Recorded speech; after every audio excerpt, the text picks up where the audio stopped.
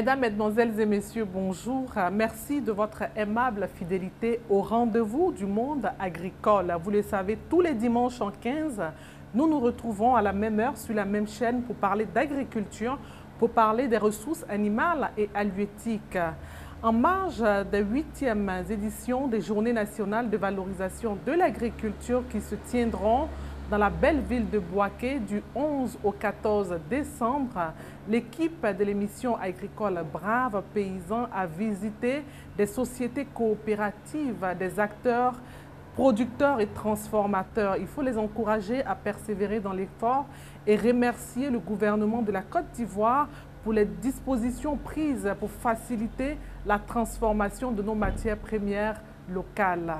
Restez connectés, ça se passe de commentaires. La célébration de la 8e édition des JNVA, Journée nationale de valorisation de l'agriculture, des ressources animales et halieutiques, dans la région du Béquet, dont le thème est « Quelle stratégie pour une meilleure valorisation de nos matières premières par une transformation locale ?» constitue une vitrine de promotion des cultures et petites unités de transformation de la région. Pour s'imprégner du quotidien des acteurs, l'équipe de production de l'émission Brave Paysans a rendu visite à plusieurs coopératives exerçant surtout dans le domaine de la petite transformation de l'anacarde.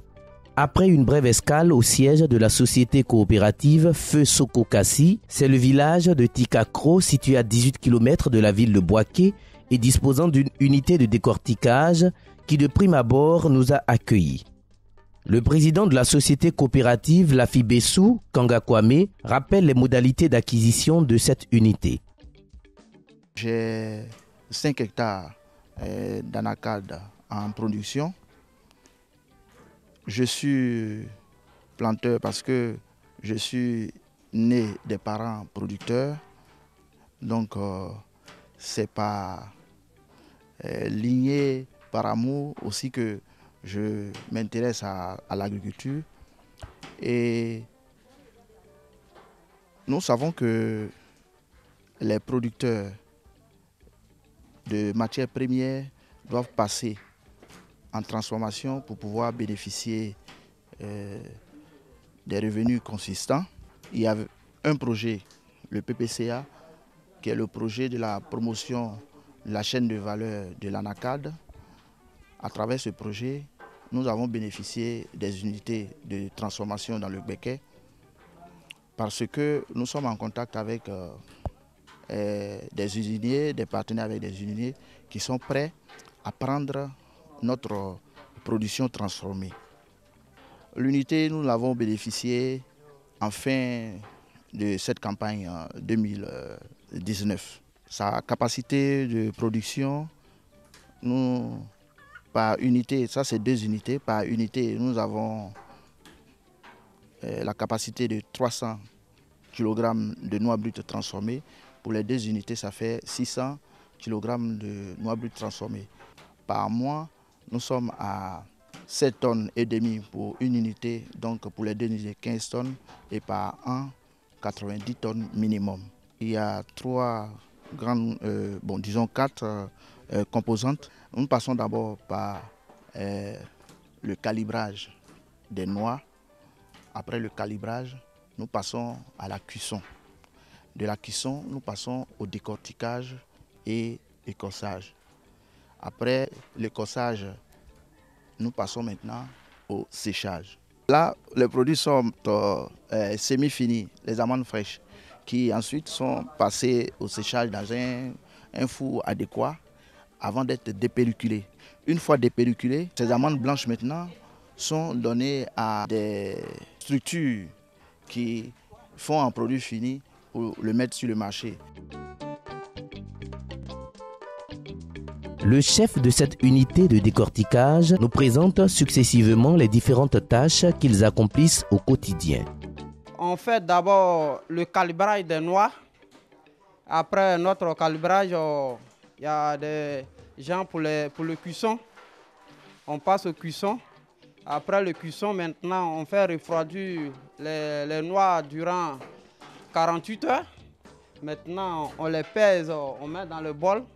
15 kg par bol et maintenant les garçons passent maintenant au décortiquage. Maintenant, après le décortiquage, on engage les femmes à faire le coussage. Maintenant, il y a des jours que moi-même je choisis en tant que superviseur pour faire le séchage des amandes, pour pouvoir évacuer les amandes chez le président Abouaké. Le président national de la FEU Soko-Kassi, Kone Wayarga, qui conduisait la délégation, a profité de notre micro pour lancer un appel. Aujourd'hui, ce que je demande pour la production de l'amande que nos parents de Tikakro sont en train de faire, c'est faire en sorte que l'État doit mettre une politique en place pour que nous consommons ivoiriens. Dans les cas, dans les cérémonies, dans les ateliers, dans les maquis, il faut que nous puissions consommer l'amande de cajou. Ce serait important parce que si déjà nous consommons la moitié de notre production, il ne serait pas possible que des gens viennent nous dire que votre production est trop, il faut diminuer le prix. Donc c'est pourquoi nous demandons aujourd'hui qu'on apprenne aux Ivoiriens à consommer ivoirien. Et c'est ce qui va nous faire avancer beaucoup. Dans les cantines scolaires surtout. Parce que quand tu es né, c'est que tu es habitué de manger là. C'est ça qui te plaît. Mais quand tu es déjà grand, et puis on te force à manger quelque chose, tu te dis, mais ça, je n'aime pas ça. Je vais manger chose des blancs parce que je suis devenu blanc, parce que j'ai un peu d'argent. Non, non, non. Cultivons ivoirien, mangeons ivoirien et nous serons riches. À Cocotier, un autre village qui dispose aussi d'une unité de décortiquage qui emploie autant les hommes que les femmes, Kwame Konan et le président de cette scoop, Ngbofia, Kwasi Norbert, font des doléances. Je dirais que la transformation de la NACAD nous donnerait beaucoup plus de rendement. C'est ce que je dirais. Parce que vu déjà ce que nous faisons, la transformation est selon ce que nous avons demandé, on voit que la transformation nous donne beaucoup de choses en plus. Parce que ça permettra aux jeunes de rester au village, au lieu d'aller se promener soit en Basse-Côte, à Soubré, à San Pedro. On est très content et certains jeunes, déjà on utilise 20 personnes. C'est-à-dire un acquis, ça diminue le chômage dans le village. 20 personnes qu'on utilise. Et d'ailleurs même, c'est plus que ça parce qu'il y a des femmes que j'utilise, il y a des femmes qui m'envoient encore des fagots. Ce fagot-là, elle devait envoyer ça à Botro, ça va lui coûter cher, elle va transporter ça sur la tête. Bon, ça là, mais ça a fait qu'elle est venue déposer ici. Ça aussi, ça fait un avantage pour la femme. On souhaiterait avoir des usines qui pourront finir totalement la NACAD, le travail de la NACAD. Malgré le crépuscule, notre périple s'est poursuivi dans un autre village, Bééké, disposant de 2 unités de décortiquage où la pénombre n'a pas empêché les membres de la Socoprade d'être présents autour de leur président pour évoquer quelques besoins. La coopérative est créée il y a 5 ans et on a des problèmes pour les ventes d'achat et on a suscité le PPCA. On a eu 2 unités de 2 grains de décortiquage. Bon, actuellement, on a une vingtaine de personnes. Il y a 10 femmes et 10 garçons qui travaillent en temps plein dans le grain. La coopérative a 132 personnes. Donc, il y a 60 femmes qui cultivent la NACAD comme les garçons. Donc, on a associé, on a mélangé en tout. On fait 132 planteurs de la coopérative Socopravge. Nous sommes très contents de recevoir ces 2 grains et nous souhaiterons que l'année prochaine, le PPCA nous octroie 2 grains encore pour compléter afin de pouvoir travailler pleinement et aboutir à un résultat satisfaisant du chômage des jeunes de notre village. Dans la ville de Brobo, l'usine de Soralé comporte 4 grains et emploie 40 personnes pour environ 350 tonnes de noix transformées. Nous avons été constitués en structure coopérative depuis l'année 2014-2015. Nous sommes dans la localité de Brobo, dans le département du Béké. Et précisément, notre siège se trouve à Koundanou, Brobo. Nous avons environ 375 membres qui constituent la petite structure coopérative que nous gérons. Nous avons une petite production annuelle d'environ 200 à 300 tonnes par an. Nous avons bénéficié de cette usine. Moi, je refuse de l'appeler unité de transformation. Nous avons bénéficié de cette usine de la part de nos partenaires, c'est-à-dire la Banque mondiale et le PPCA. qui est coordonné par notre DG, le DG du Conseil coton et de la NACAD. C'est par le canal que la société coopérative a bénéficié de cette usine qui a été implantée depuis juin 2019. Pour lui, plusieurs facteurs sont à l'origine de leur performance. Nous avons bénéficié de ça parce que nous avons en notre sein une petite organisation. Et depuis l'année 2014-2015, nous sommes agréés et nous faisons tout ce que le Conseil demande. Et nous sommes à jour. Les impôts, partout nous sommes à jour. C'est ce qui a permis que nous bénéficions de ce projet. Pour dire qu'il y a encore d'autres sociétés coopératives qui sont là, qui n'ont pas encore bénéficié de ce genre de projet. Et ce que nous faisons, c'est de les amener à être performantes comme nous pour qu'elles puissent en bénéficier. Et nous travaillons d'arrache-pied chaque jour en ce sens-là. Ici, la petite unité a une capacité d'environ 1 tonne à 1 tonne et demie par jour, la production 1 tonne et demie par jour. Nous engageons une quarantaine de personnes. Nous avons 20 hommes présentement et 20 femmes précisément. Nous avons noué des partenariats avec des partenaires et lorsque nous décortiquons, c'est eux qui prennent les amendes avec nous. Nous avons des contrats avec ces partenaires. À Cécé-Cro, un autre village près de Diebonois, une autre unité dirigée par le président de l'Afibessou occupe aussi la jeunesse. L'Afibessou, il faut le reconnaître, fédère au sein d'une union de sociétés coopératives. L'USCAG, l'Union des sociétés coopératives agricoles de Gbeke, qui compte actuellement 15 sociétés coopératives. Et notre souhait, c'est que toutes ces sociétés aient au moins une unité de décortiquage. Donc, nous avons intérêt, nous, l'Afibessou, de donner l'exemple, de bien tenir ce projet pilote du PPCA pour que les autres puissent en bénéficier. Ces unités permettent aux jeunes et aux femmes d'avoir un revenu substantiel.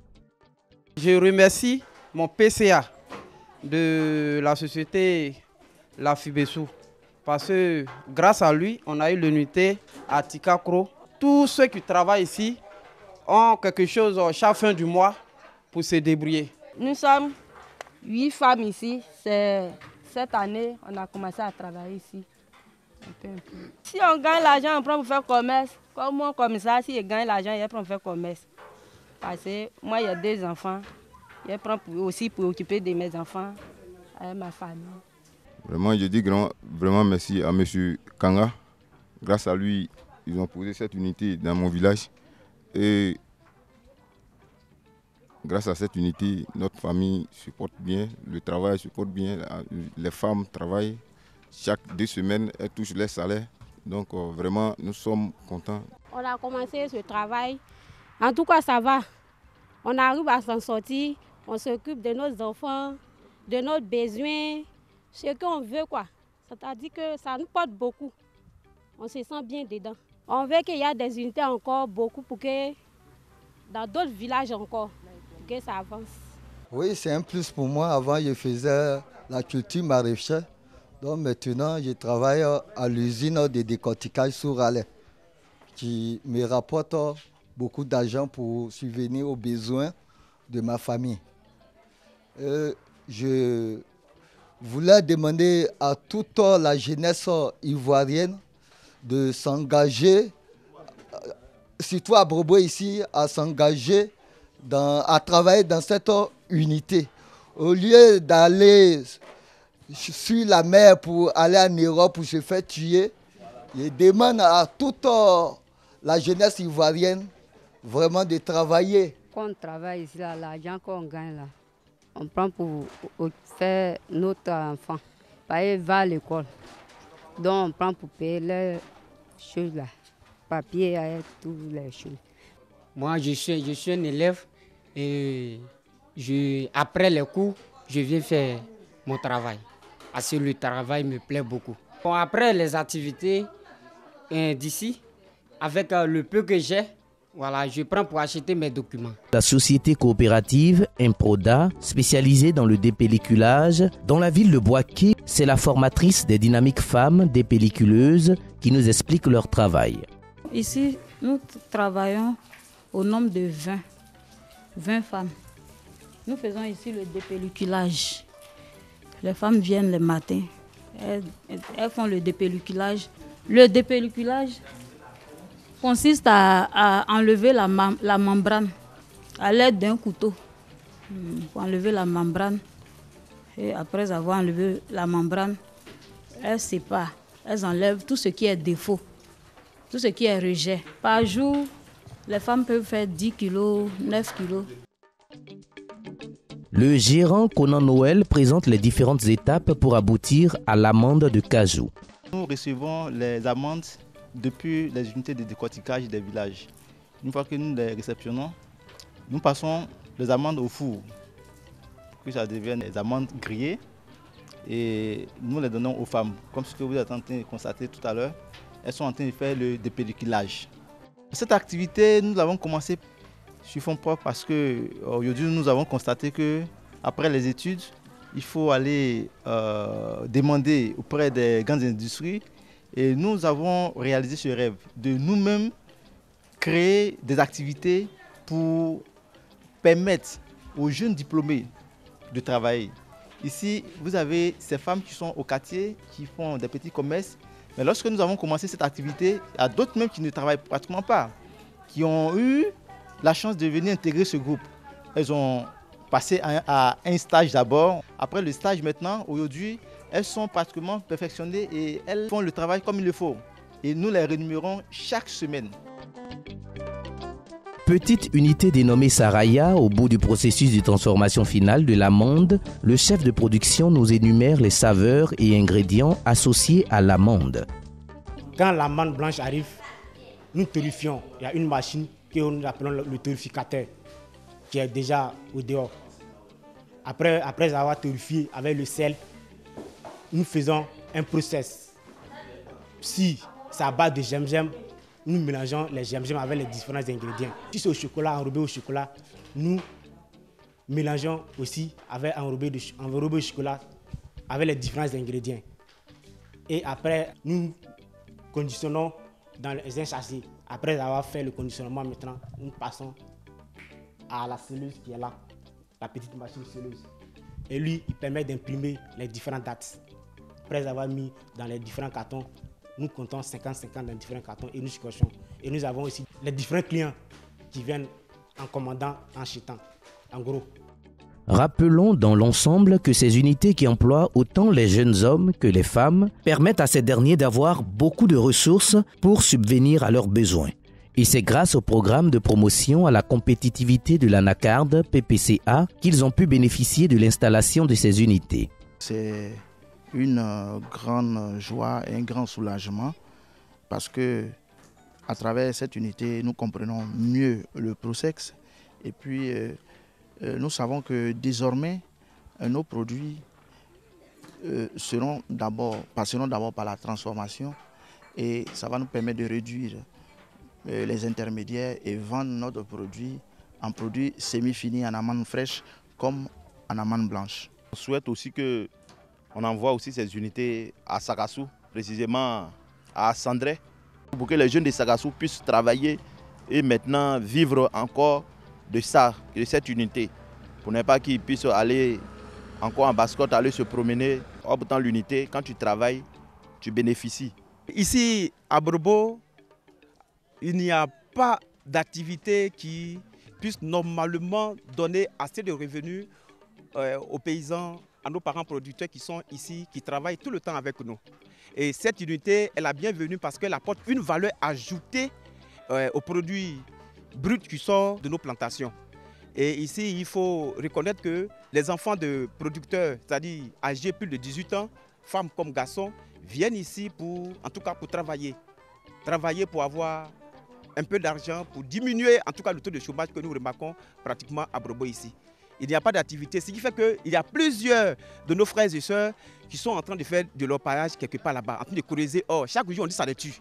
Nous lançons ce cri d'appel-là vraiment aux autorités, s'ils peuvent encore étendre en tout cas nos capacités ou encore en donner à d'autres structures coopératives pour que le taux de chômage diminue considérablement à Brobo ici. Maître d'œuvre de cette stratégie d'appui à la transformation, le Conseil du coton et de l'anacarde, pour étendre ses actions, a profité du Sahara pour signer une convention avec une société italienne dans la transformation du cajou. En effet, le Conseil du coton et de l'anacarde et l'entreprise Forlivez, active dans le négoce de la noix de cajou, ont procédé à Abidjan à une signature de convention cadre de partenariat qui encadre l'achat de noix de cajou fraîches et transformées. Informé par notre ambassadeur, son Excellence Seydou Cissé, notre ambassadeur à la FAO, de ce que la Côte d'Ivoire est le premier producteur mondial de noix de cajou. Ils ne sont pas perdus beaucoup de temps. Ils ont dit, nous venons en Côte d'Ivoire signer avec les transformateurs via le Conseil coton anacarde une convention pour pouvoir être approvisionné directement à partir donc des champs et de produits frais transformés en Côte d'Ivoire. Et nous nous engageons plus tard à investir dans la transformation en Côte d'Ivoire parce que tel est donc le sens du partenariat. C'est un partenariat durable qu'ils veulent. Ils ne veulent pas un partenariat d'une campagne agricole ou d'une campagne de transformation, c'est un partenariat durable. Et donc ils s'engagent à investir dans la transformation dans un partenariat avec le Conseil du coton de l'anacarde, mais surtout avec les privés ivoiriens qui sont déjà dans la transformation. Vous savez, c'est important pour nous au moment où notre transformation démarre. Nous sommes en train donc de lancer la transformation et l'année prochaine, je pense que vous verrez tous les fruits des efforts que nous sommes en train de faire. Mais transformer, ça veut dire vendre.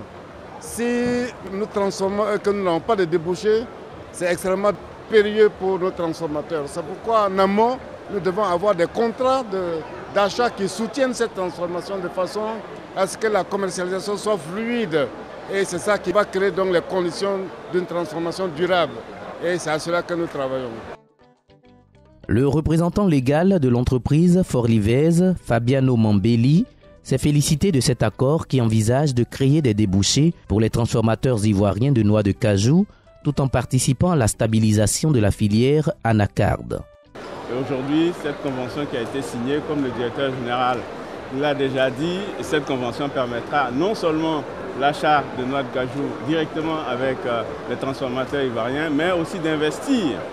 Et la société Forlivez viendra investir en Côte d'Ivoire dans le cadre de la transformation de la noix de cajou, ce qui est une excellente nouvelle, puisque nos braves paysans ont besoin que nous tenions compte aussi de la chaîne de valeur, n'est-ce pas, de tout ce que nous produisons comme produits agricoles, et ce qui permettra aussi de créer la valeur ajoutée donc, du travail pour les jeunes Ivoiriens. D'autres actions majeures telles que les ateliers, les passages sur Sahara TV, les communications grand public ont permis au directeur général Adama Coulibaly de faire la promotion de ces deux filières que sont le coton et l'anacarde. Le nouveau président du conseil d'administration du Conseil du coton et de l'anacarde de Côte d'Ivoire, Hyacinthe Alain Blidia Ouattara, assure pouvoir réaliser les objectifs assignés. La filière se porte très bien. C'est d'abord de maintenir le cap, sinon que d'aller de l'avant. Donc c'est ça ma mission. Et nous travaillerons en équipe. Ce n'est pas une affaire de PCA seulement, c'est une affaire du conseil d'administration et de la direction générale. En équipe, nous allons conjuguer nos efforts de telle sorte à maintenir le cap, sinon à aller beaucoup plus de l'avant. Il faut noter que la transformation locale de nos produits agricoles est un défi majeur à relever afin d'accroître les revenus des producteurs et des populations rurales des zones de production, permettant ainsi de lutter contre la pauvreté en milieu rural.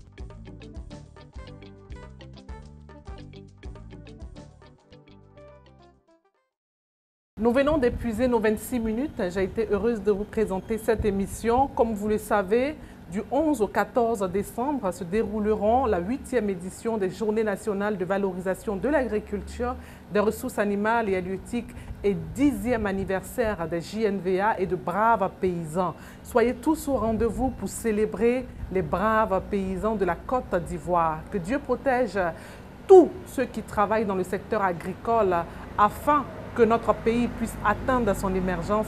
Rendez-vous dans 15 jours. Bye bye.